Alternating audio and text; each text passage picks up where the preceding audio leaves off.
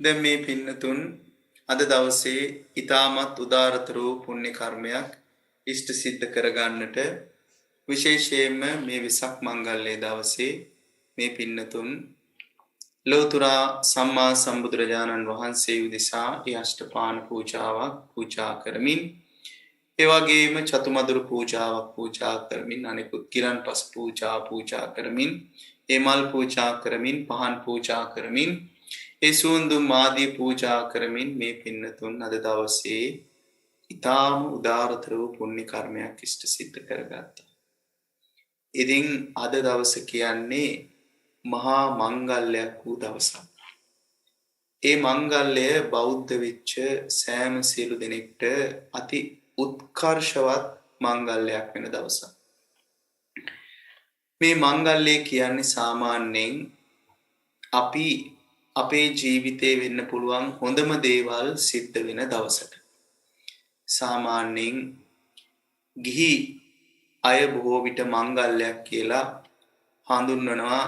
ඉස්සර නම් අපේ පැරැන්නෝ කෙත්වතු අස්වද්දල ඉවරුනහම ඒක අලුත් සහල් මංගල්‍යය කියලා ඒ විදිහට මංගල්‍යයක් ඒ අය පරිහරණය කරනවා, ඒ කටයුතු සිද්ධ කරනවා. ඉතින් ඒක ඒගොල්ලොන්ගේ ජීවිතේ ඒ ගොවියන්ගේ ජීවිතයේ තියෙන උදාාරතර දවසක්.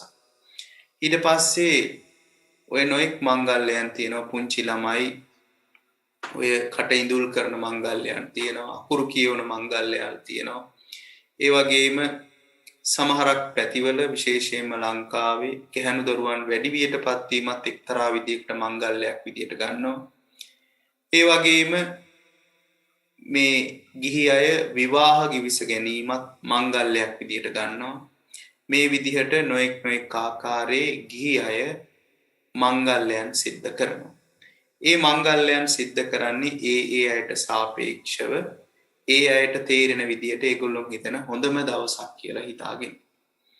ඉතින් බෞද්ධයන් වෙච්ච අපිට ඊටත් වඩා උත්කෘෂ්ඨ වෙච්ච ඊටත් වඩා වටිනා වූ මංගල්‍යයක් තමයි මේ වෙසක් මංගල්‍යය කියන්නේ. ඇයි ඒක මංගල්‍යයක් වෙන්නේ? බෝසතාණන් වහන්සේ උප්පත්තිය ලබන මංගල්‍යයක්. ඒ වගේම බෝසත් තවුසානන් සිදුවත් තවුසානන් බුද්ධත්වයට පත් වෙන මංගල්‍යයක්.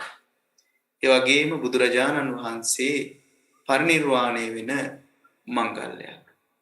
ඇයි මේවා මංගල්‍යයක් කියලා කියන්නේ? අපිට යම්කිසි අදහසක් තියෙන්න පුළුවන් පින්නතුනි, මේ බුද්ධත්වයට පත් වෙන එක නම් ඇත්ත තමයි මංගල්‍යයක්. ඒක වෙන්න පුළුවන් ඉහළම මංගල්‍යය කියලා. ඇයි බෝසතාණන් වහන්සේ කෙනෙක් උප්පත්තිය ලැබීම මංගල්‍යයක් වෙන්නේ?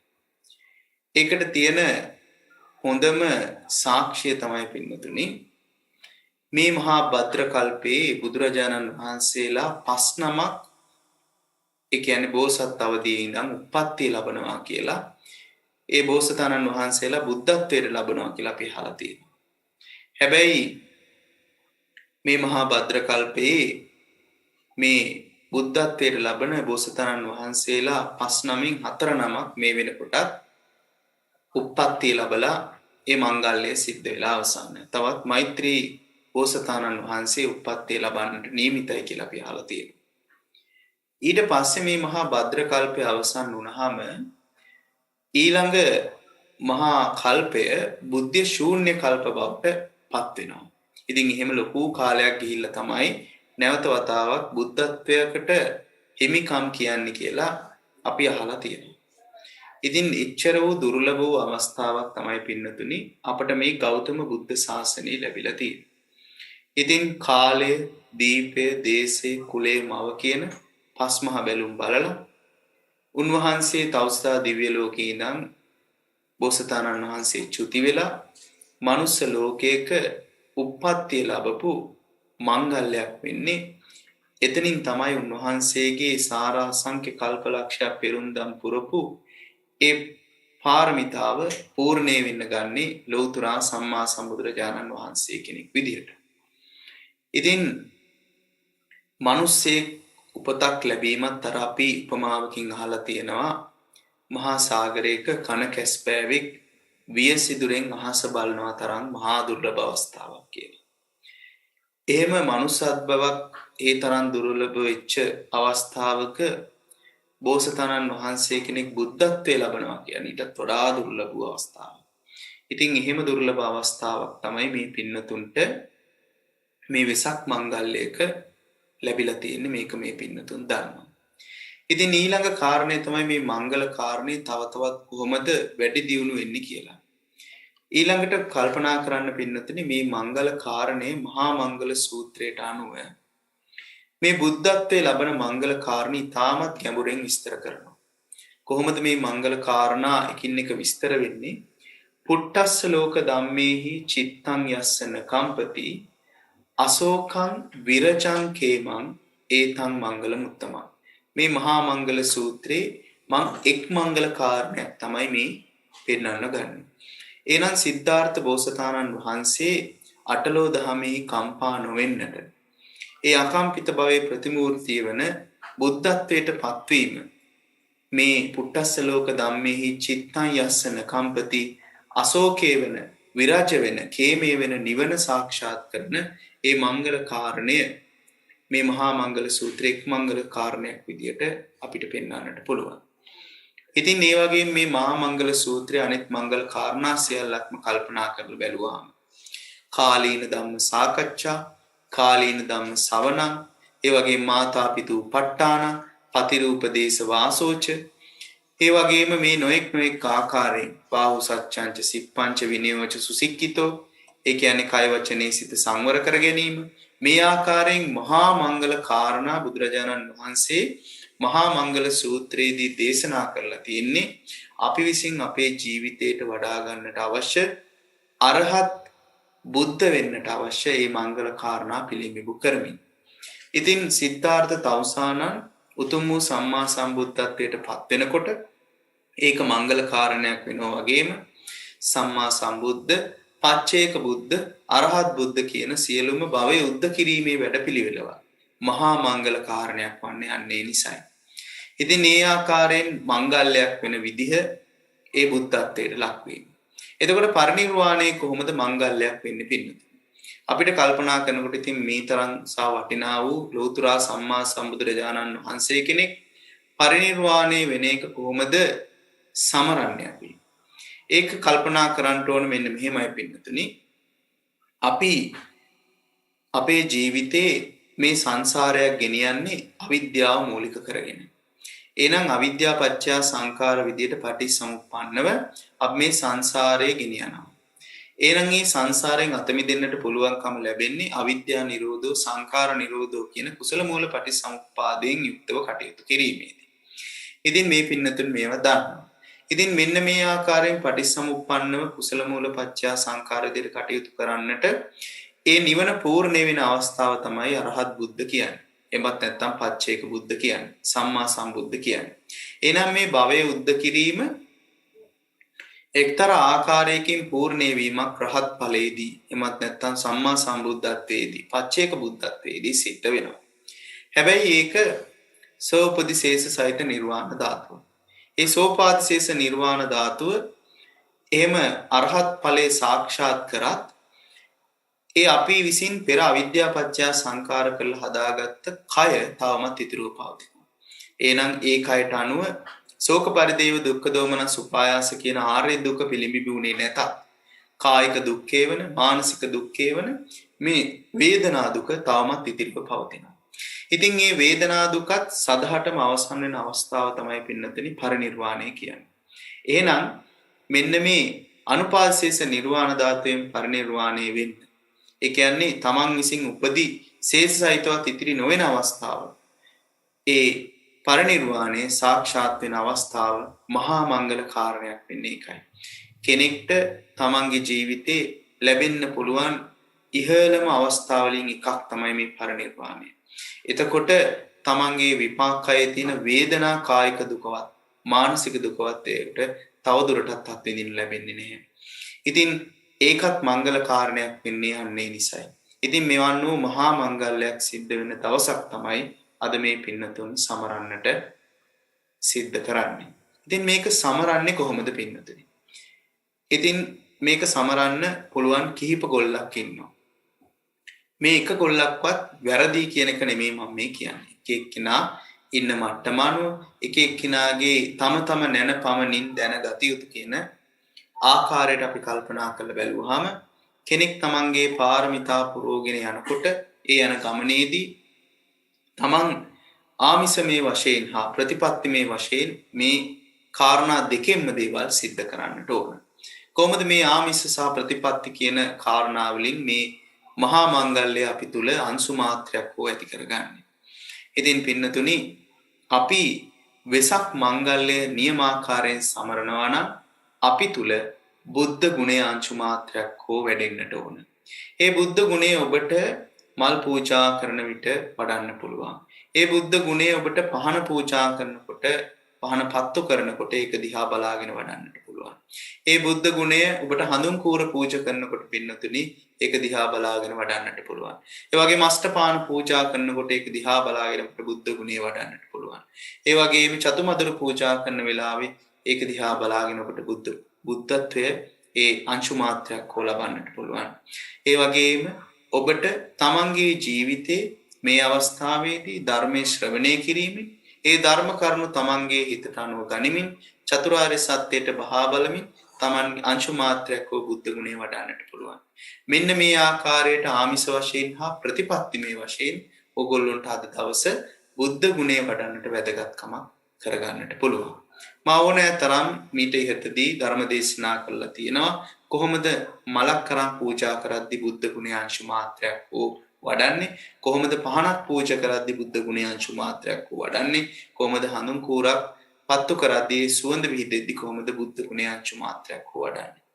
ඉතින් මම අද ඔබට යන්තම් පැහැදිලි කරන්නම් බොහොම කෙටියෙන් කොහොමද චතුමදුර පූජා කිරීමෙන් අපට බුද්ධ ගුණය අංශු මාත්‍රයක් හෝ වඩන්නේ.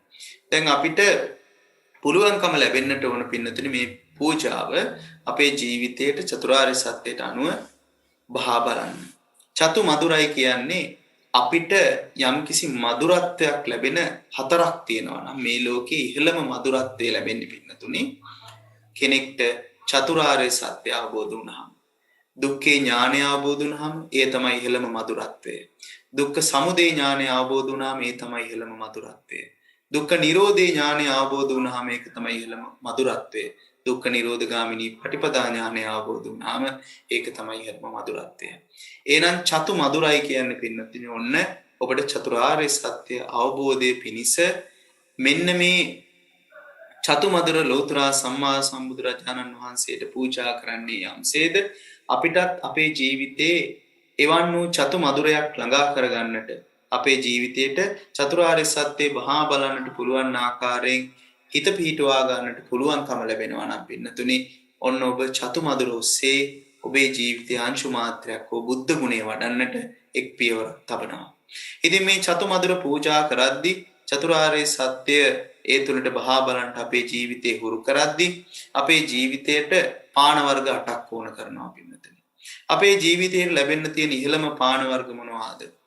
මේ පාන කියන්නේ පින්නතුනි අපිට අවශ්‍ය වෙන අපිට අත්‍යවශ්‍ය වෙන 8ක් තියෙනවා නිවන් දකින්න. මොනවාද? සම්මා දිට්ඨි, සම්මා සංකප්ප, සම්මා වාචා, සම්මා කම්මන්ත, සම්මා ආජීව, සම්මා වායාම, සම්මා සති, සම්මා සමාධි කියන මේ ඉහළම පාන වර්ග මේ 8 පාණය ඔන්න අපිට ගන්න පුළුවන් නම් පින්නතුනි.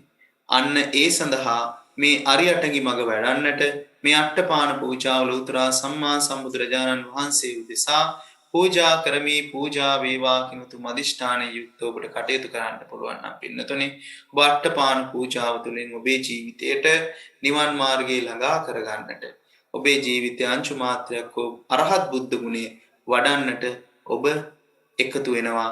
ඒ සඳහා මේ මාවතේ ගමන් කරනවා. ඉතින් මේ ආකාරයෙන් තමන්ගේ ජීවිතයට කලපා ගනිමින් පින්නතුනි අපි කොහොමද මේ වෙසක් මංගල්‍ය අපේ ජීවිතයට ආදේශ කරගන්න කියන කාරණේ අපි හොඳ ආකාරවම තේරුම් ගන්නට ඕන. එහෙනම් යම්කිසි උපමා ආකාරයෙන් සංසන්දනය කරලා අපේ ජීවිතය තුලින් මේ නිවන් මාර්ගය දකින්නට මේ බෞද්ධ පින්නතුන් පුළුවන්කම ලබන්නට ඕන, උත්සාහ කරන්නට ඕන.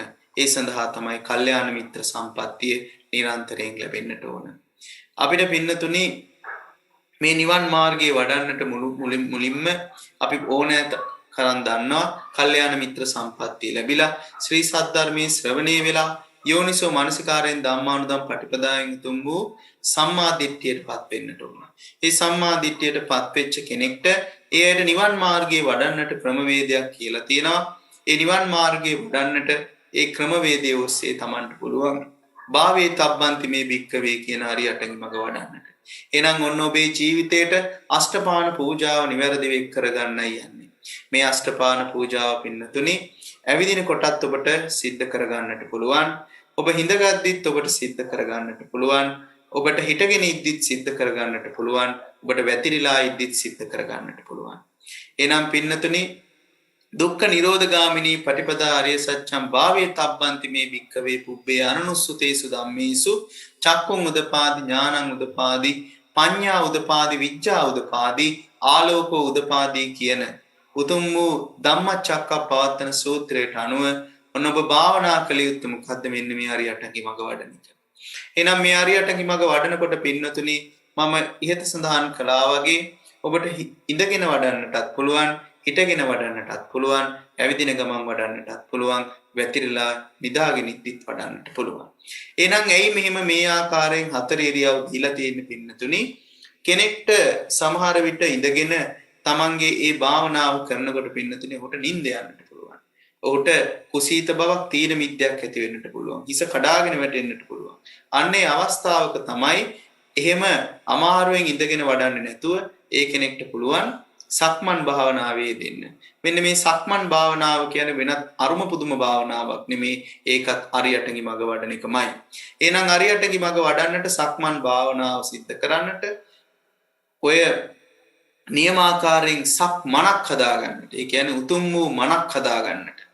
අන්නේ ආකාරයෙන් කටයුතු කරන්නේ යම්සේද ඒ සක්මන් භාවනාවේ පින්නතුනි. එහෙනම් උතුම් වූ මනක් හදාගන්න ක්‍රමවේදය මොකද්ද?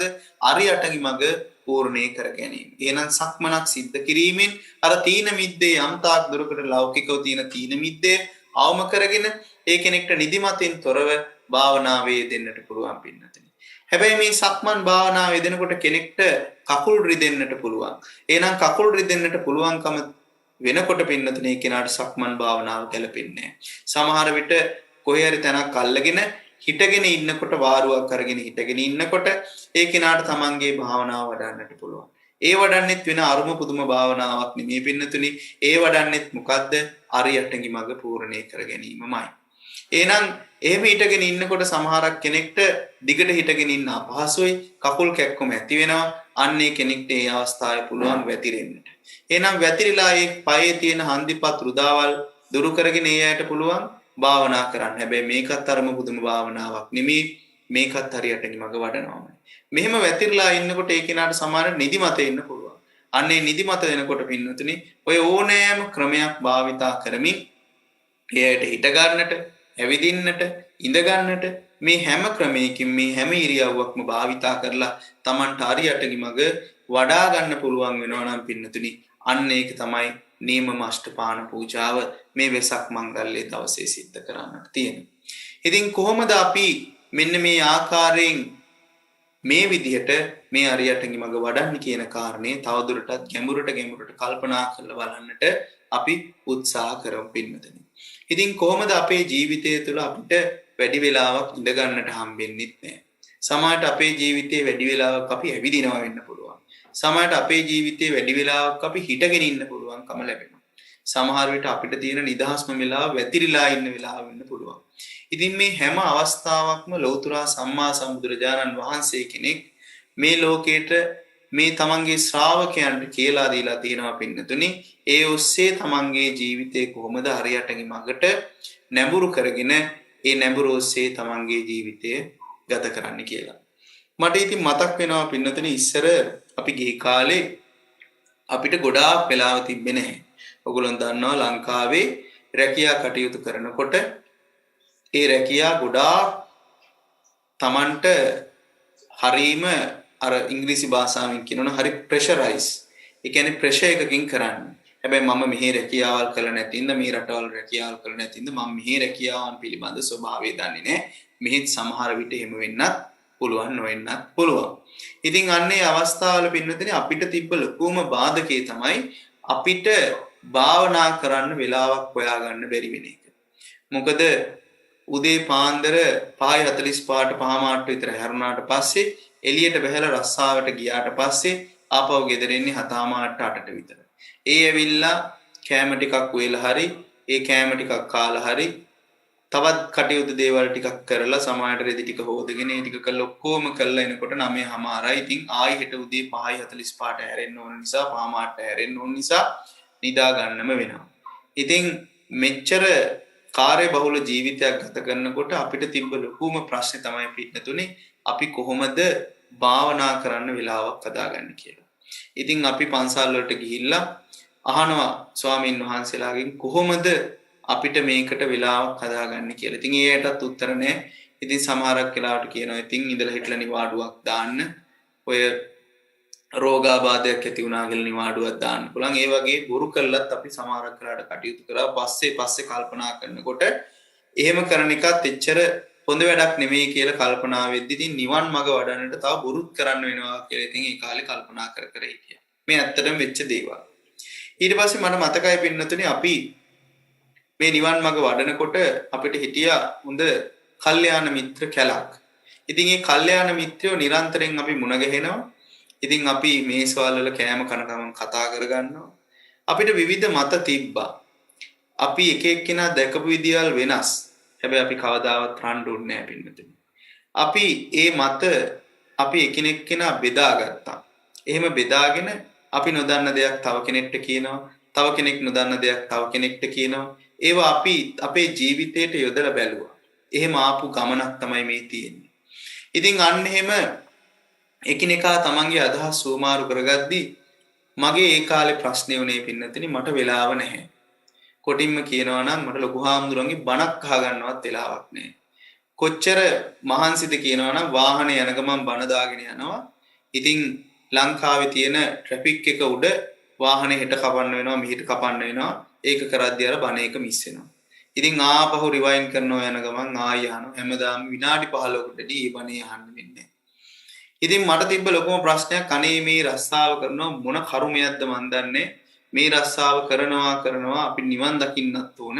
නිවන් දකින්නත් ඕනකම තියෙනවා. ඉතින් කවදානම් මේ කර්මයෙන් ගැලවෙන්නද?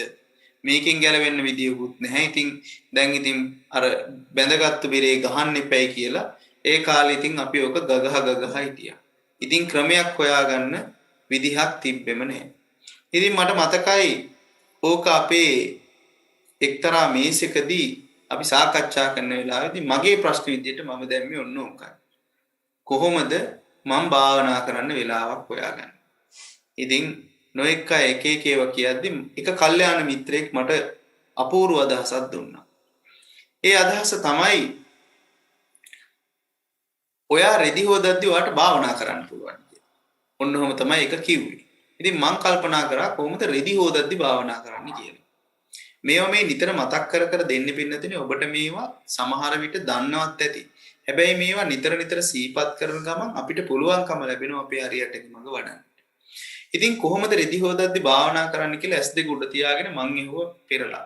ඉතින් ඇහුවාම කිව්වා කල්පනා කරන්න අයියේ මේ රෙදි ටිකේ කොයිතරම්නම් කුණු තියෙනවද? මේ කුණු ටික අපි දවස් 30ෙම දාගෙන ඊට පස්සේ වතුර දාලා සබන් ගාලා මේ කුණු ටික අරිනවා. ඉතින් මෙන්න මේ වගේ අපිට පුළුවන් නේද භාවනා කරන්න කියලා ඒ කාලේ හිමයි උත්තර දුන්නේ. මට ඉතින් ඕක ඇහිලා මම ඉතින් බොහොම සරලව ඒ කාලේ ඒක ගත්තා. ඉතින් බොහොම සරලව ගත්තේ මොකද්ද?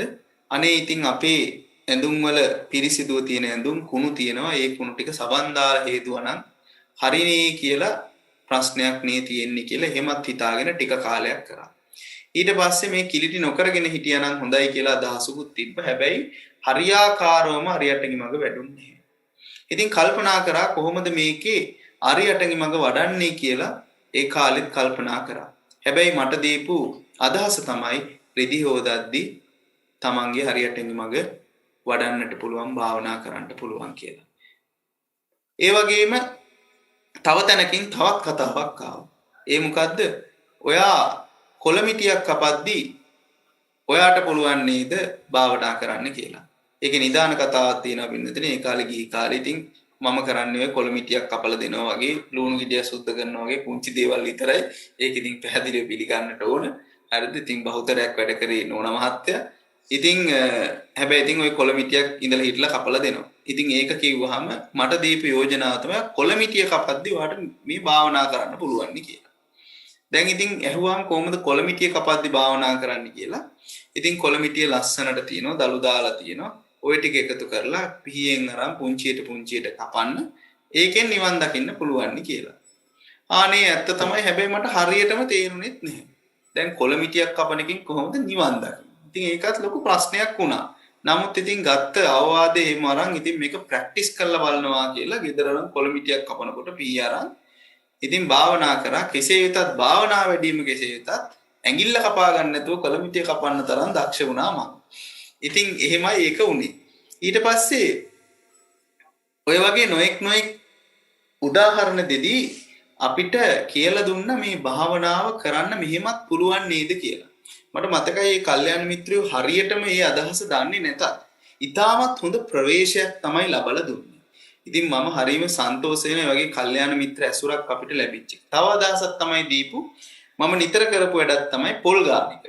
ඉතින් පොල් ගානික සාමාන්‍යයෙන් මම හිතන්නේ PhD level එකට වගේ කරලා තිබ්බා. ඒ තරමට පොල් ගානික මම හරි කැමැත්තෙන් කරා. මොකද පුංචි කාලේ ඉඳන්ම අපේ තාත්තා මට පොල් ගානට කියලා දීලා තිබුණා. ඒ කියන්නේ දවසක් පොල් ගාද්දි පොල් කෑල්ල අරන් අපේ තාත්තා මට කියලා දෙනවා පොල් ගාන්න දන්නේ නැහැ කියලා පොල් ගාන්න උගන්වලා තියෙනවා. කාට හරි ඇත්තටම පොල් ගාන අර කරකවන හිරමනේ. පොල් ගාන්න මට ඕනනම් උගන්වන්නත් පුළුවන්. ඒ තරමට ඒක මාස්ටර් කරලා තියෙන පුංචි කාලේ ඉඳන් වැඩි වෙන දේවල් දන්නේ නැහැ. ඒක හීනියට කොහොමද ගන්න? ඒක ඇත්තටම කලාව. ඉතින් මේ පොල් කෑල්ල ගන්නකොට නිවන් දකින්න පුළුවන් නේද කියලා ඒ කාලේ මට තව යාළුවෙක් කිව්වා. ඉතින් කොහොමද පොල් කෑල්ල ගන්නකොට නිවන් දකින්න? ඉතින් පොල් ගෙඩිය හිමීට කොනක ඉඳන් හිමීට ගාගෙන යනකොට අවසානයේදී පොල් කෑල්ල ඉවර වෙනවා. ඉතින් මෙන්න මේක දැකගෙන අපිට නිවන් දකින්න පුළුවන් නේ කියලා කොහොම කතාවක් කිව්වා. ඉතින් ඒක එදා තේරුන්නේ නැහැ කොහොමද ඒකෙන් නිවන් දකින්නේ කියලා. හැබැයි මං ඒ ගත්ත අවවාදයේ අදහස හිතට අරගත්තා. ඇත්තනේ නම් එහෙමත් පුළුවන් ඇති. ඉතින් මේ විදිහට පුළුවන් ඇති නිවන් දකින්න කියලා. ඊට පස්සේ ඔය අදහස් තුන හිතේ තියන් ඉන්නකොට පින්නතුනි එක්තරා දවසක අර සමානන්තරේ හදනකොට අන්නන්තරේ ඉඳන් ඒකට කරුණු ඇදිලෙනවා වගේ දවසක් ලොකු හාමුදුරුවන්ගේ බණක් අහද්දී ලොකු හාමුදුරුවෝ කියනවා එක්තරා රසවත් කතාවක්. ඒ තමයි මට කොළ වර්ගයේ මතක නැහැ. එක්තරා කොළ වර්ගයක් තියෙනවා. ඒ කොළ වර්ගයේ අරන් ඒක කපද්දී නිවන් දැකපු කෙනෙක් ගැන කතාවක් තියෙන එක්තරා ගෘහණියක් තමන් කරන කොළද කොහෙද මට කොළ වර්ගයෙන් මතක නැහැ. මතකද? කරකොළනේ කරකොළ කියලා කොළ වර්ගයක් මම මගේ ජීවිතේටවත් දැකලා නැහැ. හරි ලස්සනයිලු ඒක. ඉතින් මේ කරකොළ අරන් ඉතින් කරකොළ ලියලද්දී ඒ ගැහණු කෙනා ඒ කාන්තාව තමන් ඉතින් කල්පනා කරනවලු කොහොමද මේ කරකොළ තිබ්බේ? හරිම ලස්සනට බොහෝම අලංකාරව මේ කරකොළ ටික තියෙනවා. ඉතින් මේ කරකොළ කපනවා වගේ අපේ ජීවිතෙත් ක්‍රමයෙන් මේ කෑලි වලට කපලා බැලුවොත්, ගලවලා බැලුවොත් මේ ලස්සනට උදේට පීරන කෙස් කලඹ එකින් එක ගලවලා බැලුවොත් කෙස් ටික ගලවලා පින්නතුනේ තට්ට ඔළුව දිහා කල්පනා කරලා බලන්න. S2 ගලවලා ඒ ඔලු කට්ට දිහා කල්පනා කරලා බලන්න. ඔය ලිප්ස්ටික් ගාන තොල් පොටවල් ඉරලා ඒව අයින් කරලා බලන්න. කන් දෙක ගලවලා බලන්න. අත් දෙක කෑලි වලට ගලවලා බලන්න. කකුල් දෙක ගලවලා බලන්න. මෙහෙම කෑලි වෙන් කරලා ඒකට අලංකාරයක් ලස්සනක් වටිනාකමක් දෙන්න පුළුවන්ද? ඉතින් මෙන්න මේ ආකාරයට බලනකොට මේ කරකොළ ටිකත් අන්නේ වගේ. ඒ කරකොළ ටිකත් බොහොම ලස්සනට තිබ්බා. ඒව දැන් කෑලි වලට කපනවා. ඒ කෑලි වලට කපද්දී අර ඊටාම තලංකාරව වටිනාකමක් දෙන්න පුළුවන්කම තිබ්බ කරකොළ ටික අද අත්වෙච්ච ඉරණම මොකද්ද කියලා බැලුවාම නිවන් මඟ වැඩෙන විදිහක් ගැන උන්වහන්සේ දේශනා කරනවා. ඒ කතාව ඇතුලේ ඔබ දන්නවද ඒ ගෘහණිය ඒ කාන්තාව ඒ කරකොළ මැල්ලුම මං හිතන්නේ හදද්දි මගේ මතකේ නිවැරදි නම් ඊට පස්සේ අනාගාමී තත්ත්වයටපත් වෙනවා. එතකොට තමන්ගේ ස්වාමි පුරුෂයා එනවලු. ස්වාමි පුරුෂයා එනකොට වෙනදා වගේ අර බොහොම ප්‍රිය වචනෙන් කතා කරලා බොහොම සතුටින් ඒ ස්වාමි පුරුෂයා පිළිගන්න ඒ ගතිය අඩු වෙලා තියෙනවා. හැබැයි මූණත් හරි ප්‍රබෝධයි. හරීම ප්‍රබෝධමත් විදියට තියෙනකොට ස්වාමි පුරුෂයා අහනවලු මොකද ඔබ වෙනද වගේ ගැටලුවකිනුත් නෙමේ වගේ පේන්නේ. හැබැයි ඔබේ මුහුණත් ප්‍රබෝධයි. හැබැයි වෙනද වගේ අල්ලාප සල්ලාපයක් නැහැ. මොකද්ද මේකට හේතුව කියලා. ඉතින් මේ ගෘහණිය මේ කාන්තාව වෙච්ච සිද්ධිය කියනවා කරකොලත් එක්ක මොකද වුනේ කියලා. ඉතින් කරකොලත් එක්ක වෙච්ච කාරණය පැහැදිලි කරද්දී ස්වාමි පුරුෂයාට කියනවා මේ විදියට තමයි අපේ ජීවිතයත්. ඉතින් මගේ නිවන් මාර්ගයේ වැඩිලා මට දැන් මහාන වෙන්නටත් බොහොම කැමතියි. ගෘහ ජීවිතේ ඉන්න කැමැත්තක් නැහැ කිව්වම ස්වාමි පුරුෂයාත් කැමති වෙනවා මහාන කරන්න. ඒ වෙන කවුරුත් නෙමේ. මහා ප්‍රඥයන් අතර අග්‍රස්ථානයේ වෙච්ච ධම්මදින්නා මහරහත් තෙරණියගේ කතාවස්තුව කියලා තමයි ඒකේ අවසානයේ ධර්ම සාකච්ඡාවේදී සඳහන් කළේ. ඉතින් මෙන්න මේ දේශනාව ඇහෙනකොට ඉතින් මට හිතුණානේ අර මගේ යාළුවා අර කොළමිටියට දීපු අදහසක් ඊට සමානයි නේද. ඉතින් ඒත් හරියාකාරව මේක තවදුරටත් ගල්ප ගන්න ප්‍රඥාව නම් ඒ කාලේ හොඳටම තිබ්බේ නැහැ. ඉතින් ඊට පස්සේ ගලපලා බලනකොට ඊට පස්සේ ක්‍රමයෙන් මේ කොළමිටියයි කරකොල ටිකයි ධම්මදින්නා මහරහත් තෙරණියගේ කතාවයි මේ ටික ඔක්කොම ගලපලා බලනකොට පින්නතුනි ලැබුණ ඊටමත් අපූර්ව ස්ථානයක් දීඝනිකාය දෙකේ මහා සතිපට්ඨාන සූත්‍රය. මේ මහා සතිපට්ඨාන සූත්‍රයේ තියෙනවා පින්නතුනි අසුභ භාවනාව වඩන ක්‍රමය. එතකොට අසුභ භාවනාව වඩන ක්‍රමයේදී බුදුරජාණන් වහන්සේ දේශනා කරනවා පින්නතුනි හරියට මොන් ඇට තියෙන, තල ඇට තියෙන, මෙනේරි මේ වගේ බොහෝ ඇට වර්ග තියෙන මල්ලක් ලිහලා සීසී කඩ යද්දී ඒ මොන් ටික වෙනම, තල් ටික වෙනම, මෙනේර ටික වෙනම මේ ආකාරයෙන් වෙන් කරලා බලනවා වගේ අපේ මේ කේසා ලෝමා නකා දන්තා තචෝ මන්සන් නහාරු අට්ටි මිංජා වක්කං හදයන් කිලෝමකං මේ ආකාරයෙන් දෙතිස් කුණපයම එකිනෙකට වෙන් කළා බලන්න කියලා ඒ මහා සතිපට්ඨාන සූත්‍රයේ දේශනා කරනවා. ඉතින් වෙන් කළා බලන එක කල්පනා කරලා බැලුවාම පින්නතුනි ඊට පස්සේ තර්කයක් ආවා මෝචරීකත් සිද්ධ වෙන්නේ මේ වැඩේම නේද? මෝචරීකත් මෙන්න මේ වෙන් කරන්න පුළුවන් නේද? මේ විදියටම කෑලි කපනවා. හැබැයි ඒ කෙනෙක් කවදාවත් නිවන් දැක්කේ නෑ නේද? එහෙනම් වෙන් කරලා බලන එකේ මීට වඩා ගැඹුරක් තියෙනවා කියලා කල්පනා කරන්න ගත්තා. එහෙම කල්පනා කරනකොට තමයි පින්නතුනි ටිකෙන් ටික මේ ප්‍රඥාව මෝදු වෙන්නේ. එතකොට එහෙම බලද්දි පින්නතුනි ලොකු ආම්දුරන් වහන්සේ මොකද කරන්නේ? ඒ වෙන් කරලා බලන්න කියන තැන ඒ එකිනෙක කොටසෙන් කොටසට නිරුක්තිය දේශනා කරනවා. කොහොමද මොකද්ද කේසා කියන්නේ? මොකද්ද ලෝමා කියන්නේ? මොකද්ද දන්තා කියන්නේ? මොකද්ද නකා කියන්නේ? මොකද්ද තචෝ කියන්නේ? මේ ආකාරයට නිරුක්තිය දේශනා කරනවා. ඉතින් මුල් කාලේ ඔක අහනකොට අපි කල්පනා කරා මොකක්ද මේ අපරාධي හොඳට තියෙන දහමක මේ වචන පද ටිකක් කඩලා මේ කතා කරන එකකින් මහා අපරාධයක් නෙවෙන්නේ වගේ අදහසක් තිබ්බා. හැබැයි උන්වහන්සේට තියෙන ගරුත්වයට ඒවා ඉතින් වචනයක්වත් ඒ කාලේ පිට කරේ නෑ. මොකද මගේ ජීවමානව මට මුණ ගැහිලා තියෙන ඉඳ මම දන්නවා උන්වහන්සේගේ තියෙන මහා ගුණය. ඉතින් ඒ ගුණය ගැන අංශු මාත්‍රයකෝ හැඟීමක් තියෙන නිසා උන්වහන්සේට වචනයක්වත් එහෙම කියන්නට හිත දෙන්නේ නැහැ. ඉතින් පස්සේ තමයි පින්නතනේ ටිකෙන් ටික කල්පනා වෙන්නේ මොකද්ද මේ කේසා කියලා කිව්වේ. මේ කෙස් ටික වෙන් කරලා බලන්න කියලා කිව්වේ පින්නතනේ මේ කේසාවට උන්වහන්සේ නිරුක්තියක් දෙනවා කය දේවල් වලට ආසා කරපු එක. මොකද්ද මේ කය දේවල්? අපිට බොහොම සරලෙන් කිව්වොත් රාගයේ කය වෙන එකක්, ද්වේෂයේ කය වෙන එකක්, මෝහයේ කය වෙන එකක්. මෙන්න මේ රාග දේශ මෝහයන්ට ආසා කරන එක තමයි මේ කය දේවල් වලට ආසා කිරීම කියලා. තවදුරටත් ඒක කල්පනා කරලා බැලුවාම මොකද්ද මේ කය දේවල් වලට ආසා කිරීමේ ඵලය තමයි පින්නතනේ දැන් කෙස් විදියට තියෙන්නේ. එතකොට මේකේ හේතුව මොකද්ද කියලා කල්පනා කරලා බැලුවාම අන්නේ කය දේවල් වලට ආසා කිරීම. එතකොට මෙන්න මේ කය දේවල් කියලා ඇත්තටම කය වෙනවා කියන්නේ මේ අන්ධභාවයකටපත් වෙනවා, ගුණයකට පහත් වෙනවා. ඒ ගුණේ ස්වභාවයේ පහත් වීම සිද්ධ වෙන්නේ කොයි ආකාරයෙන්ද පින්නතුනේ? මෙන්න මේ අපේ ජීවිතේ අපි කරන කියන දේවල් අපි මොකද්ද කරන්නේ? නිච්චයි සුඛයි අත්තයි සුභයි කියලා ගන්නවා. ඒ අනිච්ච දුක්ඛ අනාත්ත අසුභ කියලා දකින්න ඕන දෙයක් අපි නිච්චයි සුඛයි අත්තයි සුභයි කියන දිට්ඨිමය වැරදි විදිහකට බලන විදිහක් තියෙනවා. මෙන්න මේ විදිය නිසා පින්නතුනි, මෙන්න මේ දිට්ඨිය නිසා, මෙන්න මේ අවිද්‍යාව නිසා අපි කය කරගන්නවා. කොහොමද කය කරගන්නේ? සැප වේදනාවක් නම් රාගයෙන් කය වෙනවා, දුක් වේදනාවක් නම් ද්වේෂයෙන් කය වෙනවා, නොදුක් නොසූ වේදනාවක් නම් මෝහයෙන් කය වෙනවා. මෙන්න මේ කය දේවල් වලට ආසාව, එහෙමත් නැත්නම් රාග දේශ මෝහ වඩන්නට තියෙන කැමැත්ත, එහෙමත් නැත්නම් අර සැප දුක් උපේක්ෂා හමුවේ ඒවායේ දිට්ඨියෙන් යුක්ත බලන්නට ගත්ත ඒ වැරදි දැක්ම නිසා තමයි පින්නතුනේ ඵලයක් විදියට දැන් කේසා කියන එක විද්‍යාමාන වෙන්නේ.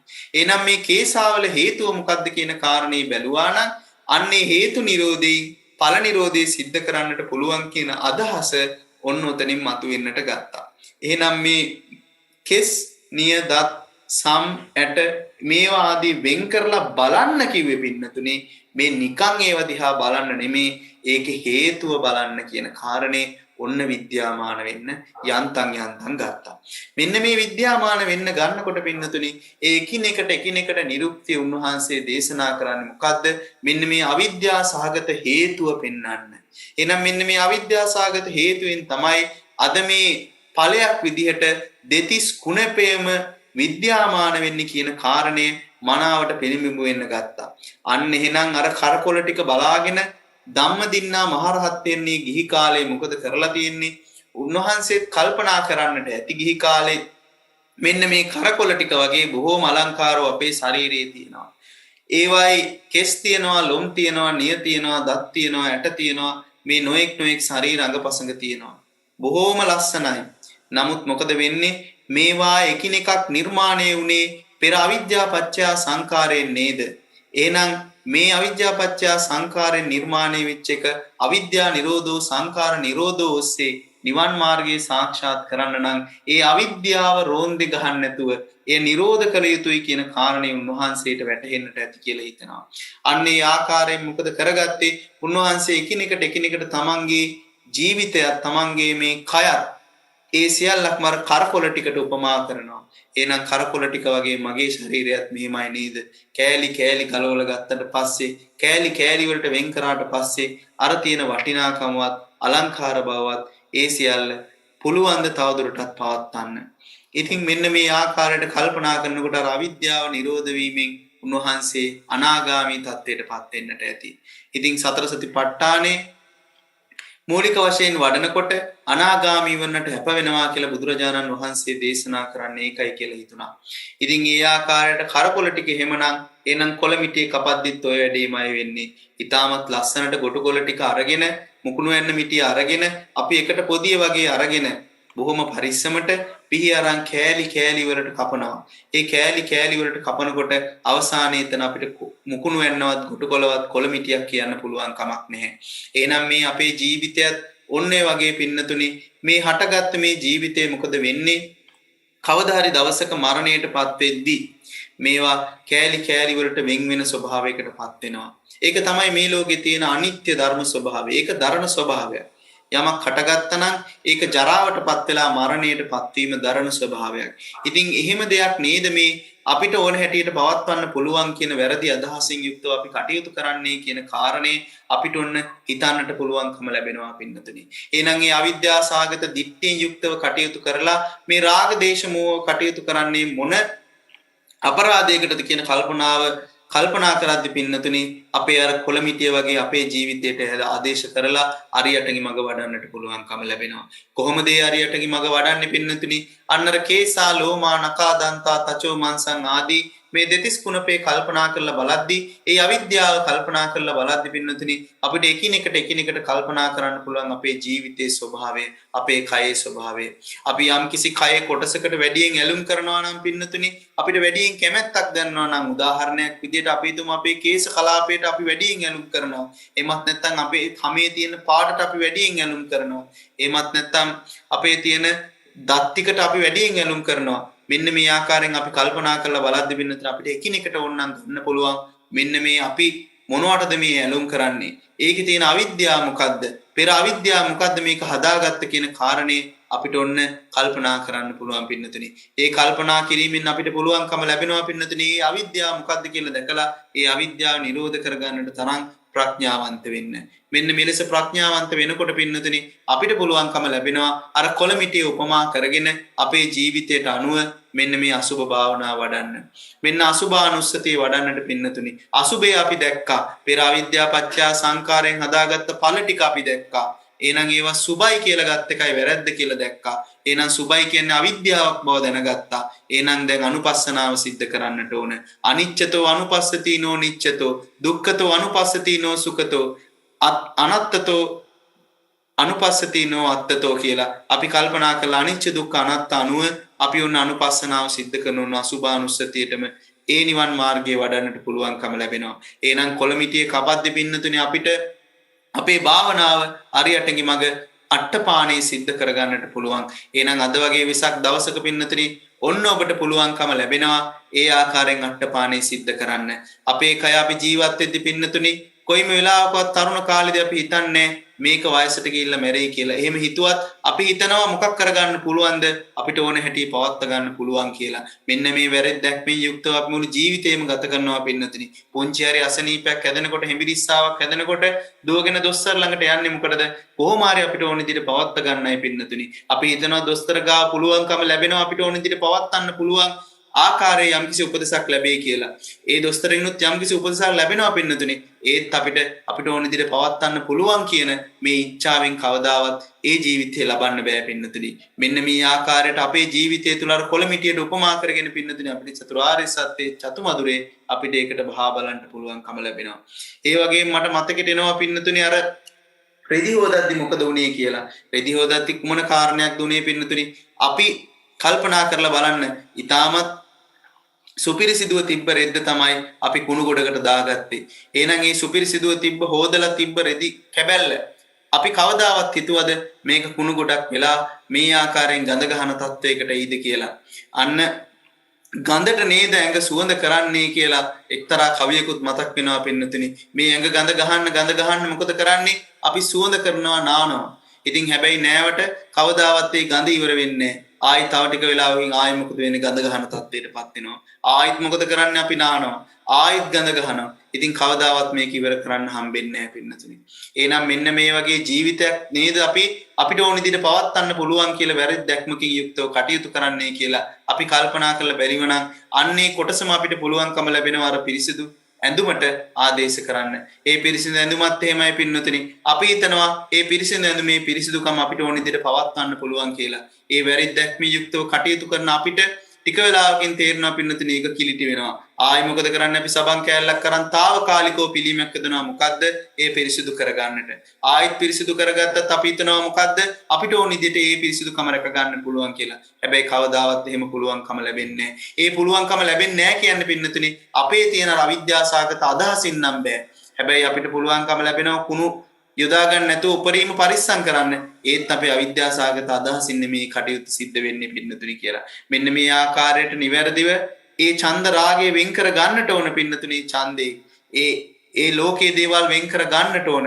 ඒ වෙන් කර අරගෙන ඡන්ද රාගයේ පමණයි අපිට ප්‍රහීන කරන්න පුළුවන්. ඉන්න අපිට ලෝකේ ප්‍රහීන කරන්න හම්බෙන්නේ නැහැ.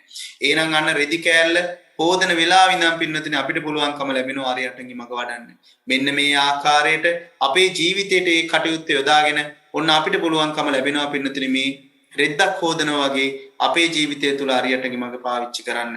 මෙන්න මේ රෙදි හොදද්දි පින්නතුනි බලන්න අපි මුලින්ම රෙද්දේ කුණු තියෙන බව දැනගන්නවා. ඒ ඇඳුමේ කුණු තියෙන බව දැනගන්නවා. ඒ කුණු වලට හේතුව දන්නවා. ඒ කුණු නිරෝධ කරන්න ක්‍රමය හොයනවා. ඒ නිරෝධ කරන මාර්ගය කරනවා පින්නතුනි. එහෙනම් මෙන්න මේ වගේ අපේ චතුරාර්ය සත්‍යයට බහා බලන්න අපිට පුළුවන්කම ලැබෙනවා. අපි දන්නවා කොහොමද අපේ හිතත් මේ වගේ නේද?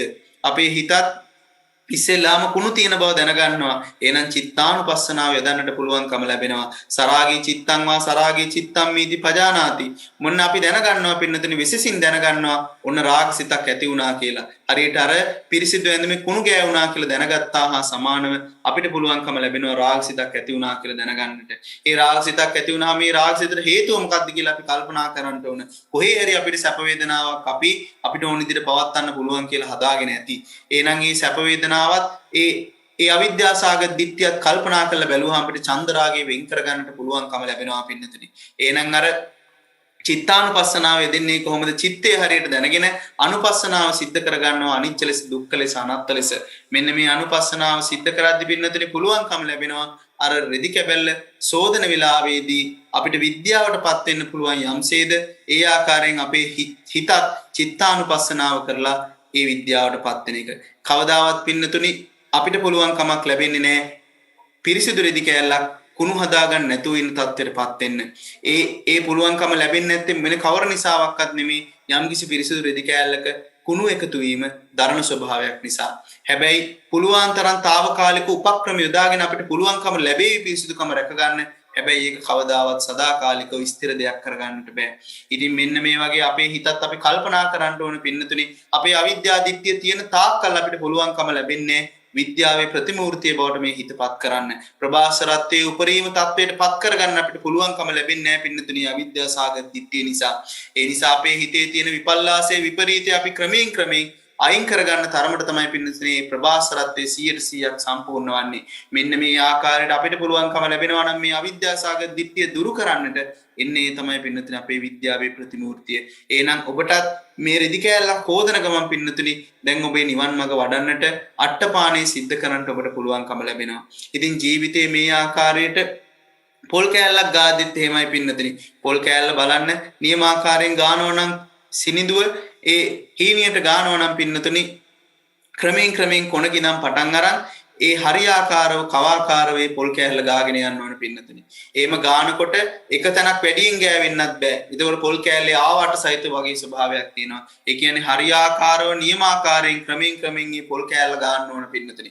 මෙන්න මේ වගේ අපේ ජීවිතයේ පින්නතුනි මේ චන්දරාගය කියන එක ක්‍රමයෙන් තමයි දුරු කරගන්න පුළුවන්කම ලැබෙන්නේ. ප්‍රභාසරත්වයේ 100%ක් මතු කරගන්නට පුළුවන්කම ලැබෙන්නේ ක්‍රමයෙන් හරියට පොල් කෑල්ල ගන්නවා වගේ. ඉතින් අපිට පුළුවන්කම ලැබෙනවා පින්නතනේ සෝවාන් මාර්ග අනුගාමිකත්වයට ලං වෙලා අපිට සෝවාන් ඵලය ලබද්දී ක්‍රමයෙන් මේ පොල් කෑල්ල ටික ගා ගන්න.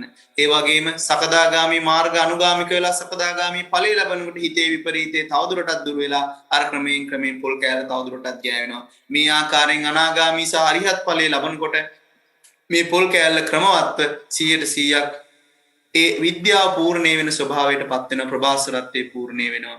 එහෙනම් මෙන්න මේ ආකාරයෙන් පින්නතුනේ අපේ ජීවිතය තුළටත් අපිට පුළුවන්කම ලැබෙනවා මේ විද්‍යාව මතු කරගන්නට.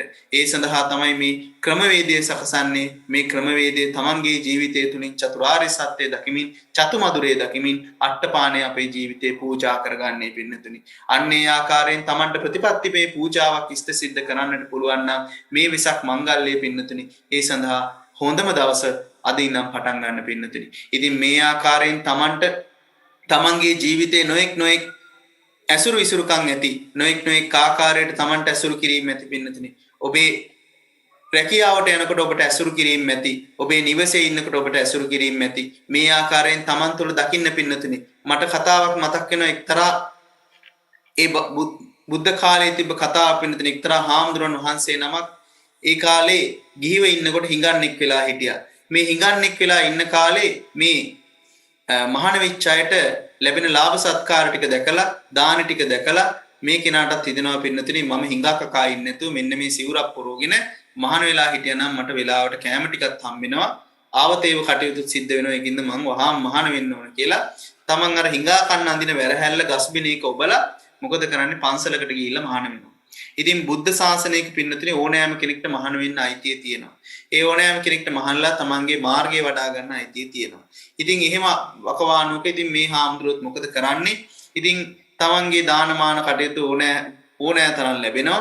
ඉතින් මෙහෙම ඉන්නකොට ඉතින් කිසිම ප්‍රශ්නයක් නැහැ. හොඳින් ඉන්නකොට ටික දවසක් යනකොට අර හිඟන ගතිය ආයෙ මතුවෙනවා. ඉතින් එහෙම මතුවනා මිතුරෝ නෑ මම ආයෙ හිඟා කන්න යන්න ඕනේ. මේක කිසි ගතියක් නෑ. මෙහෙම ඉඳලා වැඩක් නෑ කියලා මොකද කරන්නේ? අර ගස්පිනේ ළඟට යන්න හිතනවා. ඉතින් එහෙම ඉඳලා ගස්පිනේ ළඟට ගිහිල්ලා බලනකොට අර වැරහැල්ල ටික ටික තවත් ඉතින් ක්‍රමවත්ම ජරා ජීර්ණත්වයටපත් වෙලා. ඉතින් මෙහෙම බැලුවාම කල්පනා කරනවා අනේ ඉතින් මේ වැරහැල්ල ටිකක් හිටියටත් වැඩි සවුත් වෙලා ඉතින් ඒක හිත මේකයි ඇඳ ගන්න නැතුව මං අර පුරුදු විදිහටම ඉන්නවා. ওই තරම් හොඳද මට දානේ හම්බෙන එක. ඉතින් ආවතේ කටයුතු සිද්ධ වෙනවා. ඉතින් මෙහෙම ඉන්න කෙනෙක් කොච්චර හොඳද කියලා ආපහු මොකද කරන්නේ? ආපහු පන්සලට ගිහිල්ලා ආයි දානමාන කටයුතු ඒ ආකාරයෙන් ලාභ සත්කාර ලබාගෙන එහෙම ජීවත් වෙනවා. ඉතින් මෙහෙම ඉන්නකොට ටික දවසක් යනකොට ආයෙ හිතනවා අනේ මේක වැඩන්නේ. ආයෙ මම මගේ අර පුරුදු ඇඳුම ඇඳගෙන මගේ හිඟා කන කටයුත්ත වෙන්න ඕන කියලා ආයෙ මොකද කරන්නේ උදේ පාන්දරම යනවා. යනකොට හැබැයි හිතා ගන්නවා අද නම් එන්නේ නැහැ මේක ඇඳගෙන ඉවර කරනවා කියලා.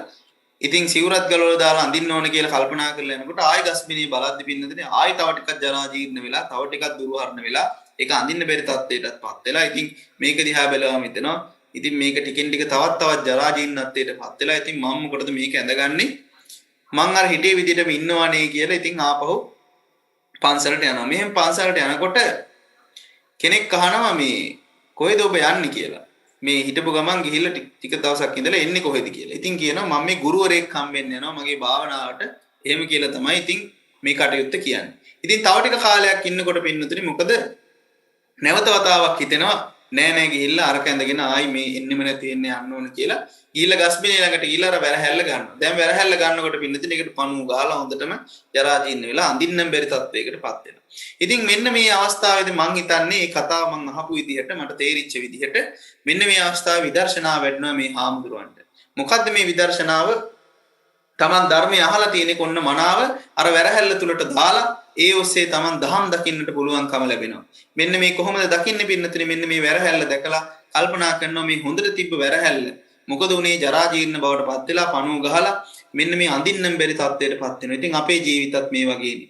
හොඳට දැන් තියෙනවා. හැබැයි තව ටික කාලෙකදී මොකද වෙන්නේ? ජරාවටපත් වෙලා මරණයටපත් වෙලා ඒ එන්න වයර් භාවයටපත් වෙනවා. ඉතින් මෙහෙම එකක් නේද අපිට කැමති විදිහට අපි පවත්වන්න හදන්නේ කියන වැරදි අදහසින් යුක්තව අවිද්‍යාවෙන් යුක්තව කටයුතු කරන්නේ කියන කාරණේ දැක්කාම මේ හාමුදුරුවන් වහන්සේ අරියත් ඵලයේම සාක්ෂාත් කරනවා කියලා තමයි මම අහලා තියෙන්නේ. ඉතින් මොකද කරන්නේ? අර වැරහැල්ල අරන් දැන් ගස්මිනේ ළඟ තිබ්බ ගඟක් ඒ ගඟට විසික් කරලා නැවත පන්සලට යනවා.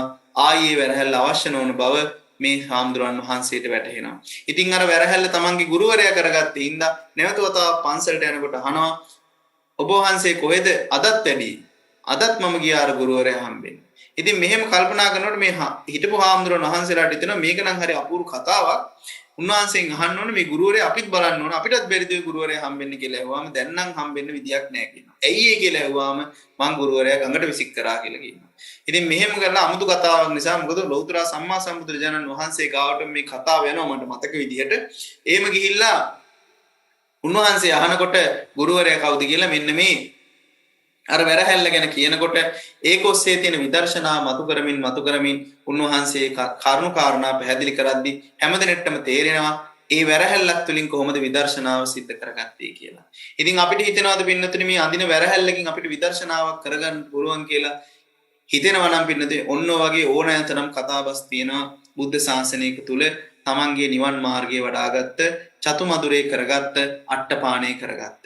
එහෙනම් අපේ ජීවිතය තුල පින්නතුනි අපි නිවන් දකින්නට අහුමුල්ලක් හොය ඉන්නේ නැතුව කොනක් හොය ඉන්නේ නැතුව කවුරුවත් යම් කිසි දෙයක් ඕගනයිස් කරලා ප්‍රෝග්‍රෑම් එකක් එනකම් හොය ඉන්නේ නැතුව තමන් රැකියා කරනකොට නිවසේ ඉන්නකොට කොළමිටිය කපද්දි ඇඳුම් හොදද්දි පොල් කෑල්ල ගාද්දි තමන් ඇඳුම් අඳිද්දි නොඑක් ආකාරයෙන් රැකියාවට යද්දි වාහනයක් කෙලවද්දි වාහනයක් ගද්දි මේ ඕනෑම අවස්ථාවක් තමන්ගේ ජීවිතයට නිවන් මඟ වඩන්නට යොදා ගන්න පුළුවන් නේද කියලා.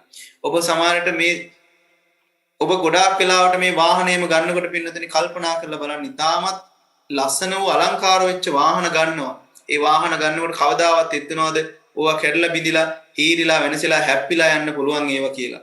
එහෙම හිතන්නේ නැහැ පින්නතනි. හැබැයි අපි මොකද කරන්නේ? එහෙම වාහනයක් ගන්නවා. අපි හිතනවා මේ වාහනේ අපිට ඕන විදිහට පවත්වා ගන්න පුළුවන් කියලා. හැබැයි එක නිමේෂයකින් එක ප්‍රත්‍යක් වෙනස් වෙන්න පුළුවන්. වාහනේ හැප්පෙන්න පුළුවන් පින්නතනි ටයර් එකක් පංච් වෙන්න පුළුවන්. කෙනෙක් ඇවිල්ලා හූරන්න පුළුවන්. ගිනි තියන්න පුළුවන්. ඒවා හොරෙක් අරගෙන යන්න පුළුවන්. මම් පැහැර ගන්න පුළුවන්. ඒවා එන්ජින් එක සීස් වෙන්න පුළුවන් පින්නතනි.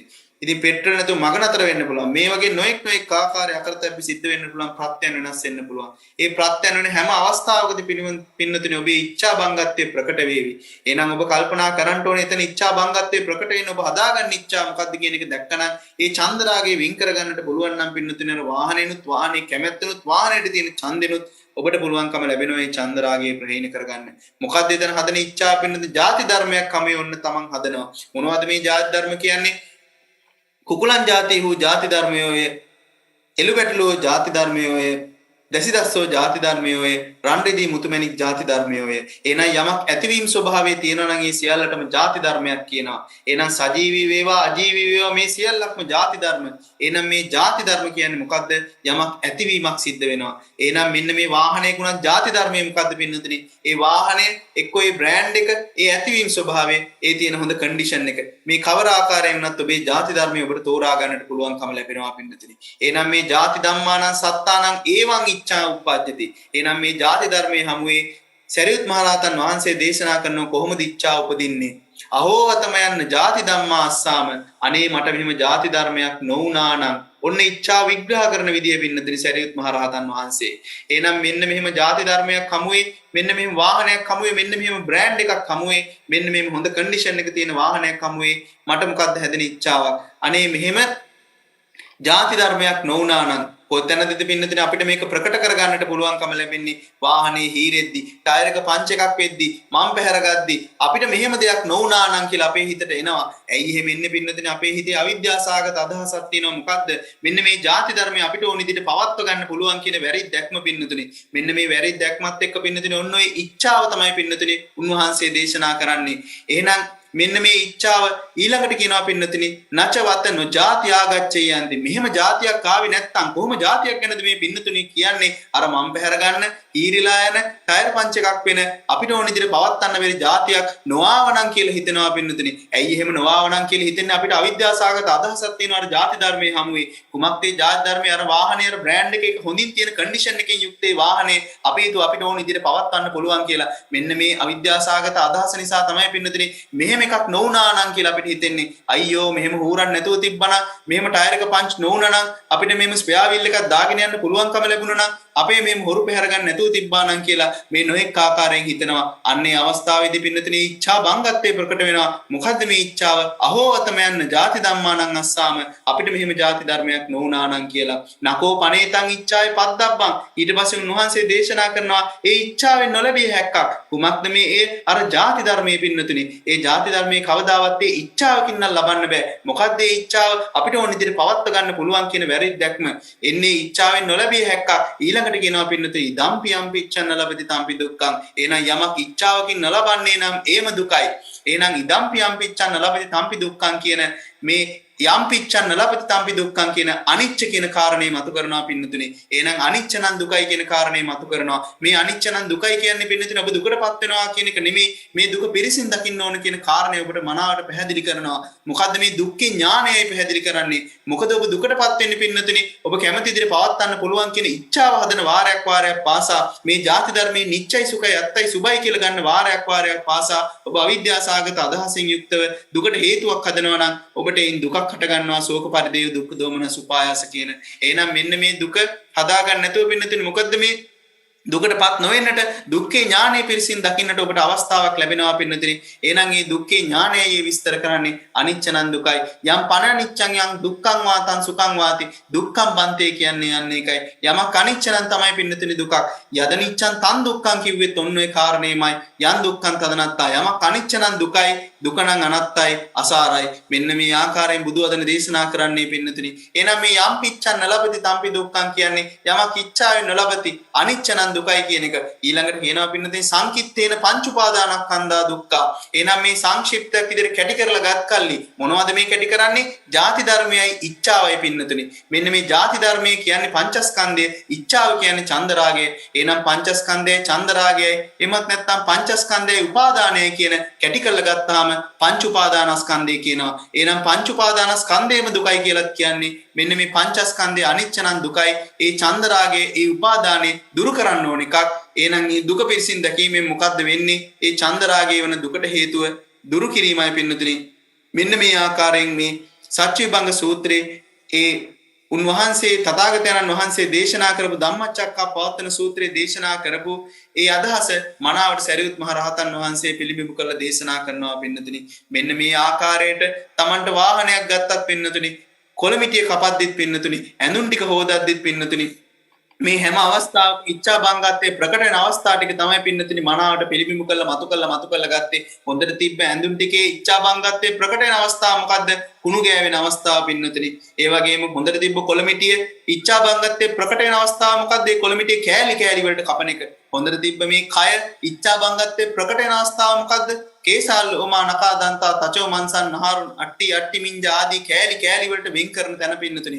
එහෙම වෙන් කරලා බැලුවාම අපිට මනාවට පේනවා ඉච්ඡා බංගත්තේ ප්‍රකට කරගන්න පුළුවන් අවස්ථා ටික පින්නතුනි. එහෙනම් බුද්ධ දේශනාව තුළ මේවා මනාවට මතු කර පෙන්වන්නේ පින්නතුනි නිකන් උඩින් පල්ලෙන් ගන්නට නෙමේ. මේ කෑලි කෑලි කොයිතරම් කැපුවත් අර ඉස්සර අපි හිතුවා වගේ මේ මෝචරී කෙනාට මේක හොඳටම තේරෙන්නේ කියලා කාරණේ අපිට හිතෙන්නේ පින්නතුනි. අපි නිකම්ම කෑලි වලට කපන නිසා මිසක් අපි ඒ තුළ තියෙන විද්‍යාව දකින්නේ නැහැ. අවිද්‍යාව දුරු කරගන්න ඕන ස්වභාවය දකින්නේ නැහැ. එහෙනම් ඔන්න සතර සතිපට්ඨානයේ පින්නතුනි අසුභ භාවනාව තුලින් මනාවට ඒ නිරුක්ති අර්ථ ධර්ම තුලින් පින්නතුනි මනාවට ඒ අවිද්‍යාව වෙන ස්වභාවය අපිට තේරුම් ගන්නට පුළුවන්කම ලැබෙනවා. අපිට එහෙනම් අවිද්‍යාව මොකක්ද කියලා දැනගත්තා. අවිද්‍යාවට හේතුව දැනගත්තා. අවිද්‍යාව නිරෝධ කරන මාර්ගය අපිට පිළිබිඹු කරගන්නට පුළුවන් නම් එහෙනම් චතුරාර්ය සත්‍ය මනාවට ප්‍රත්‍යක්ෂ කරගෙන මනාවට මතු කරගන්නට හැකියාව මෙවන් වූ විසක් මංගල්‍යයක් තියෙන දවසක ඔබට පුළුවන්කම ලැබෙනවා පින්නතුනි චතුමදුරයෙන් යුක්තව අට්ඨපාණයෙන් යුක්තව ඔබේ ජීවිතයට මේ චතුරාර්ය සත්‍යත් ආර්ය ශ්‍රාංක මාර්ගයත් මනාවට යොදා ගන්නට පින්නතුනි අන්නේ ආකාරයෙන් ඔබ ක්‍රමයෙන් ඔබේ ජීවිතය තුළ දැන් ඔබේ භාවනාවට ඉඩහසර සලසා ගන්නට ඕන පින්නතුනි. ඔබේ මේ භාවනාවට කිසි කෙනෙක්ට කිසි දෙයක් කරන්න පුළුවන් කමක් ලැබෙන්නේ නැහැ. ඔබ මේ ආකාරයට භාවනා කරන්න පුරුදු වුණොත් පින්නතුනි කිසිම බාධාවක් ඔබට දැනෙන්නෙත් නැහැ. ඔබට කොයිතරම් කෑ ගැහුවත් කමකුත් නැහැ. කොයිතරම් වෙනස් ශබ්ද තිබ්බත් කමකුත් නැහැ. වෙනස් කරදර තිබ්බත් කමකුත් නැහැ. ඔබට පුළුවන්කම ලැබෙනවා පින්නතුනි ඔබේ භාවනාව ඔබට මනාවට කරගන්න. ඉතින් බුද්ධ ශාසනයක තියෙන භාවනාව පින්නතුනි ඒ වැහිච්ච කාමරයක මුල්ලක් හොයාගෙන අර යෝගාවචරයේ යෝගා අනුකූලව සිද්ධ කරනවා වගේ නෙමේ ඕනෑම තැනක මහා යුද්ධයක පවා අර ඇතෙක් ඊතල පහර කාගෙන ඉදිරියට යන්නේ යම්සේද ශ්‍රුතවත් ආර්ය ශ්‍රාවකෙක්ට පුළුවන්කම ලැබෙනවා පින්නතුනි නොඑක් සැඩ පහර නොඑක් ඊතල හමුවේ ඒ ඉදිරියට මැදෙන්න. ඉතින් අන්න ඒ වගේ රණ භූමියකින් අරණ වෙන ස්වභාවයක් තමයි බුද්ධ ශාසනය ආරණ්‍යගත වීම කියන්නේ පින්නතුනි. එහෙනම් ඒ ආරණ්‍යගත වීමට රුක්ක මූලයක් වගේ ඔබට චතුරාර්ය සත්‍යයේ මූල් බැහැගෙන තියෙන්නට ඕන. ඒ රුක්ක මූලයේ සම්මා දිට්ඨිය මනාවට තියෙන්න ඕන. දුක්ඛේ ඥානය කියන්නේ මේක කියලා දැනගෙන තියෙන්න ඕන. දුක්ඛ සමුදය ඥානය කියන්නේ මේක කියලා දැනගෙන තියෙන්න ඕන. දුක්ඛ නිරෝධේ ඥානය කියන්නේ මේක කියලා දැනගෙන තියෙන්න ඕන. දුක්ඛ නිරෝධගාමිනී පටිපදාවේ ඥානය කියන්නේ මේක දැනගෙන තියෙන්න ඕන. අන්නේ ආකාරයට මූලගතේ ඔබ හොඳ ආකාරයෙන් මුල් බැහැගෙන තියෙනවා නම් ඔබ අන්න රුක්ක මූලයක් යම්සේද ඒ රුක්ක මූලයේ බැහැගත්තට පස්සේ මුදුන් මුල බිමට බැහැගත්තට පස්සේ කොයිතරම් සැඩ සුළං පාරක් ආවත් ගම් වතුරක් ආවත් ඒ ගහ ඉදිරෙන්නේ නැතුව ශක්තිමත්ව තියෙනවා පින්නතුනි. අන්න ඒ වගේ රුක්ක මූල ගතෝවා වෙන්නට ඔබට පුළුවන්කම ලැබෙනවා. ඒ වගේම ඔබේ සිත මොනතරම් කරදර බාධක තිබ්බත් මොනතරම් සද්දාවත් මොනතරම් ආරම්මනාවක් ඔබේ හිත රාගයෙන් ශුන්‍ය වෙනවා, ද්වේෂයෙන් ශුන්‍ය වෙනවා, මෝහයෙන් ශුන්‍ය වෙනවා. කෙසේද ශුන්‍ය වෙන්නේ? ඔබ දන්නවා රාගය වෙන හැටි, ද්වේෂය වෙන හැටි, මෝහය වෙන හැටි දන්නවා. ඒකට යෙදෙන අවිද්‍යාව මොකද්ද කියලා දන්නවා. අන්නේ ආකාරයෙන් ඔබට ශුන්‍යාගාරයක් ගත වෙන්නට පුළුවන්කම ලැබෙනවා. එහෙනම් ආරණ්‍යගතෝවා වෙලා, රුක්ක මූලගතෝවා වෙලා, ශුන්‍යාගාරගතෝවා වෙලා, නිසීදති පල්ලංකං ආභුජිත්වා. එහෙනම් ඔබේ හිත පහළ අංකයකට වැටෙනවා පින්නතුනි. දැන් තවදුරටත් උච්චමානයක් නැහැ, සදිතමානයක් නැහැ. හීනමානයක් නැහැ පින්නතුනි. මේන පහළ අංකයකට ඇట్లా ඔබ මනාවට පාපිස්නාවක් වගේ අර සරියුත් මුගලන් මහරහතන් වහන්සේලාගේ පරම්පරාවෙන් පැවතෙන්නා වගේ ඔබේ හිත මනාවට ඒ අතිමානෙන් මිදෙන්නට ගන්නවා පින්නතුනි. නිසීදති පල්ලංකං ආභුජිත්තා වෙලා ඔබ දන්නවා උජුං කායම් පනිදායම් පරිමුඛං සතින් උපට්ඨපෙත්වා. මෙන්න මෙහෙනම් ඔබ ඍජුපටිපන්නේ යුක්ත වෙනවා. මොකද්ද ඍජුපටිපන්නේ? ඔන්න ඔබේ න්‍යායට පටිපන්න වෙච්ච මේ චතුරාර්ය සත්‍යයේ න්‍යායට පටිපන්න වෙච්ච කාරණයට ඍජු වෙනවා පින්නතුනි. එහෙනම් චතුරාර්ය සත්‍යයේ චතුමදුරේට ඍජුපටිපන්නේ යුක්තව ඔබ කටයුතු කරනවා. එහෙනම් උජුං කායම් පනිදායම් පරිමුඛං සතින් උපට්ඨපෙත්වා. මොකක්ද මේ පරිමුඛය කියන්නේ? එහෙනම් ඔබේ නිවනම පරිමුඛය වෙනවා පින්නතුනි. පරියනු පරිග්‍රහාත අර්ථය නිවනනු නෙయ్యాට්‍යයි. එහෙනම් නිවනෙන් යුක්තව පරිග්‍රහාර්ථයෙන් ඒ නිවනෙන්ම පරිග්‍රහ කරගෙන පින්නතුනි ඔබේ පරිමුඛං සතින් උපට්ඨපෙත්වා නිවනම අරමුණු වෙනවා. මොකද්ද නිවන කියන්නේ? රාගක්ඛයෝ නිබ්බාණං, ද්වේසක්ඛයෝ නිබ්බාණං, මෝහක්ඛයෝ නිබ්බාණං. කොයි ආකාරයෙන්ද මේ රාග දේශ මොහ අක්ඛය වෙන්නේ පින්නතුනි? ඔබ දන්නවා රාගය කියන්නේ මොකද්ද? රාගයට හේතුව මොකද්ද? රාගය නිරෝධ කරන හැටි මොකද්ද? රාගය නිරෝධ කරන මාර්ගය මොකද්ද? ද්වේෂය කියන්නේ මොකද්ද? ද්වේෂයට හේතුව මොකද්ද? ද්වේෂය නිරෝධ කරන්නේ කොහොමද? ද්වේෂය නිරෝධ කරන මාර්ගය මොකද්ද? මෝහය කියන්නේ මොකද්ද? මෝහයට හේතුව මොකද්ද? මෝහය නිරෝධ කරන්නේ කරන්නේ කොහොමද? මෝහය නිරෝධ කරන මාර්ගය මොකක්ද කියලා මෙන්න මේ රාග දේශ මෝහ නම් වූ රාගක්කේ ද්වේෂක්කේ මෝහක්කේ සිද්ධ කරන ඔබට නිවන් මාර්ගයේ පරිමුඛයේ උපට්ඨපෙත්වා කරගෙන ඔබට මනාවට ඒ පරිමුඛං සතින් උපට්ඨපෙත්වා ඒ සතිය උපරිම කරගෙන එන්නේ මුදුන් පමුණවා ගන්නට හැකියාව ලැබෙනවා පින්නතුනි. එහෙනම් මේ ඇසර කන නාසයට දිවට ශරීරයට මනට මේ රූප ශබ්ද ගන්ධ රස ස්පර්ශ ධම් හමුවේ මේ ආරම්මන හමුවේ මෙන්න මේ හිත මොකද කරන්න පින්නතුනි මේ පස් ආකාරයෙන් පස් පොලෙන් ගන්න ආරම්මන තවදුරටත් වර්ධනය කරගෙන සැප දුක් උපේක්ෂා තමන්ගේ ඒ ලබා දීලා මොකද කරන්නේ? ඒ අවිද්‍යා සාගත වැඩපිළිවෙලට යොදන්නට කටයුතු කරනවා පින්නතුනි. එහෙම හිතකට මොකද්ද පිළිසරණ කියලා ඇහුවාම සතියයි පිළිසරණ කියලා බුදුරජාණන් වහන්සේ දේශනා කරනවා. ඒ සතියට මොකද්ද පිළිසරණ? විමුක්තිය වැඩිමයි පින්නතුනි. එහෙනම් විමුක්තිය කියන්නේ මොකද්ද? අරියටගේ මඟ පූර්ණේ කරගන්න එකයි පින්නතුනි. එහෙනම් සතියට පිළිසරණ මේ චතුමදුරයයි පින්නතුනි. එහෙනම් විමුක්ති මාර්ග දර්ශනයේ මේ අට්ඨපාණයයි පින්නතුනි. එකම පිළිසරණ. එහෙනම් මේ විමුක්තියට පිළිසරණ කුමක්ද? නිවන රාගක්කේ දේශක්කේ මෝහක්කේ බව බුදුරජාණන් වහන්සේ දේශනා කරනවා පින්නතුනි. එහෙනම් ඔබේ චතුමදුර පූජාවෙන් යුක්තව ඔබට අට්ඨපාණය ඔබේ ජීවිතය තුලින් දකින්නට පුළුවන්කම ලැබෙනවා නම් ඔබ අට්ඨපාණය පූජා කරනවා නම් ප්‍රතිපත්තිමේ වශයෙන් ඒ චතුමදුරත් හමුවේ ඒ අට්ඨපාණය පූජා කිරීම ඔබට පුළුවන්කම ලැබෙනවා පින්නතුනි. බුදුරජාණන් වහන්සේට මේ මංගල්‍යයේ තියෙන දවසේ ඊටමත් උත්තරීතරව පූජාව සිද්ධ කරලා අංශු මාත්‍රයක් වූ අරහත් බුද්ධ කියන භවයේ උද්ද කරන ස්වභාවය මනාවට තේරුම් ගන්නට. එහෙනම් ඔබට පුළුවන්කම ලැබෙනවා පින්නතුනි. භවය හැදුනේ කොහොමද? උපාදාන පත්‍ය භව වුණා. උපාදානයේ උනේ කොහොමද? තණ්හා පත්‍ය උපාදාන වුණා. තණ්හා උනේ කොහොමද පින්නතුනි? වේදනා පත්‍ය තණ්හා වුණා. වේදනා වුණේ කොහොමද? ස්පර්ශපත්‍ය වේදනා වුණා. ස්පර්ශය වුණේ කොහොමද? සලආයතන පත්‍ය පස්සෝ වුණා. ඒ සලආයතන වුණේ කොහොමද? නාම රූප පත්‍ය සලආයතන වුණා. නාම රූප සිද්ධ වුණේ කොහොමද? විඥාන පත්‍ය නාම රූපං වුණා. විඥාන සිද්ධ වුණේ කොහොමද? සංඛාර පත්‍ය විඥානං වුණා. සංඛාර සිද්ධ වුණේ කොහොමද? අවිද්‍යාව පත්‍ය සංඛාර වුණා. අවිද්‍යාව සිද්ධ වුණේ කොහොමද පින්නතුනි? මෙච්චර අනන්ත සංසාරය තුළ ඔබට අසත්පුරුෂ සේවනයේ සිද්ධ වෙච්ච නිසා ඔබට කල්යාණ මිත්‍ර සම්පත්තිය ලැබෙනකන් ඔබ අසත්පුරුෂ සේවනයේ ඉඳන් අවිද්‍යාව පත්‍ය සංඛාර සිද්ධ කරනවා. එහෙනම් මේ සංසාරය තුළ අවිද්‍යාවට හේතුව කවරේද? ඔබට මෙතෙක් කාලයක් අසත්පුරුෂ සේවනය නිසායි පින්නතුනි. එහෙනම් මේ අසත්පුරුෂ සේවනයෙන් මිදලා සත්පුරුෂයා හොයාගන්න එක ඔබ සත්පුරුෂයෙක් වෙනකන් ඔබට තෝරා බේරා ගන්නට හැකියාවක් නැහැ. ඔබ අසරණයි පින්නතුනි.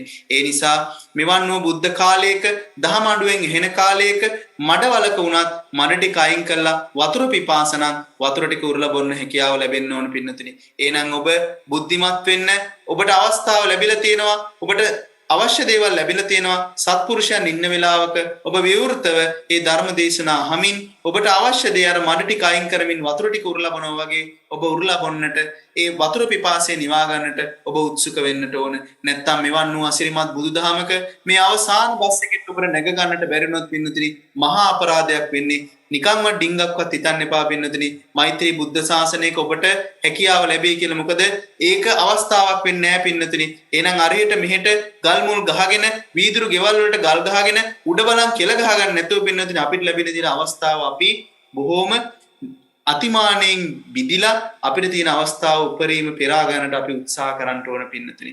අන්න එහෙම අවස්ථාවක මේ අවසාන බස් එකේ අන්තිම අඩියෙන් හරි ගොඩ වෙන්නට තියෙන අවස්ථාව ඔබට මේ වෙසක් මංගල්‍යයේ හමුවේ.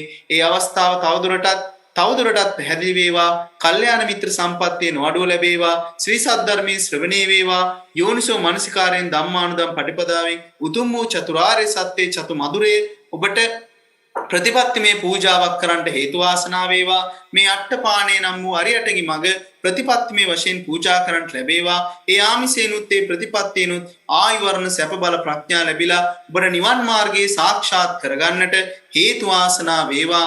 මේ උතුම් වූ චතුරාර්ය සත්‍ය ප්‍රත්‍යක්ෂණම අවබෝධ කරගන්නට මේ වෙසක් මාසය මේ අවස්ථාව ඔබට තියෙන උත්තරීතරම අවස්ථාව බව ඔබට සිහිපත් වේවා, සියල වේවා.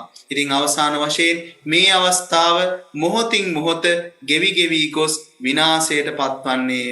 මෙවැනි අවස්ථාවෝ මොහොතින් මොහොත ගෙවි ගෙවි ගොස් විනාශයට පත් වුණා. කලිනුත් වුණා. අනන්ත සංසාරේ ඕනෑතරම් වුණා. බුදුරජාණන් වහන්සේලා වැඩ සිටිද්දිත් අපිට වුණා. අරියතුන් වහන්සේලා වැඩ සිටිද්දිත් අපිට වුණා. අරියතුන් වහන්සේලාට අපෝපස්ථාන කරද්දිත් අපිට වුණා. මාර්ගඵල ලැබූ ස්වාමීන් වහන්සේලාට මේන් වහන්සේලා අපෝපස්ථාන කරද්දිත් අපිට වුණා. ඒ අවස්ථාවක අපෙන් උපරිම ප්‍රයෝජන ගත්තේ නෑ. එහෙනම් මේ අවස්ථාවත් ඔබට ඒ අවස්ථාවක් කරගෙන පින්නතුනි මෙවැනි අවස්ථාව ප්‍රඥාවන්තයා මොකද කරන්නේ? නොයැලෙන්නේය, නොගැටෙන්නේය, මුලාවටපත් නොවන්නේ මිදෙන්නේ පින්නතුනි. අඥානය මොකද කරන්නේ? මේ අවස්ථාවෙත් ඇලි ඇලි, මේ අවස්ථාවෙත් ගැටි ගැටි, මේ අවස්ථාවෙත් මුලාවටපත් වෙමින් ඒ තමන්ගේ තියෙන අවස්ථාව නැති කරගන්නට අවස්ථාවක් කරගන්නවා. ඉතින් මේ අවසාන බස් එකේවත් යන්තම් හෝ අඩිය තියාගෙන නැග ගන්නට ඔබට මේ විසක් මංගල්‍යය වෙච්ච මේ අවස්ථාව ඔබට හේතු වාසනා වේවා. උතුම් වූ චතුරාර්ය සත්‍ය ප්‍රත්‍යක්ෂව අවබෝධ කරගන්නට හේතු වාසනා වේවා කියලා සාදුකාරයක් දෙන්න.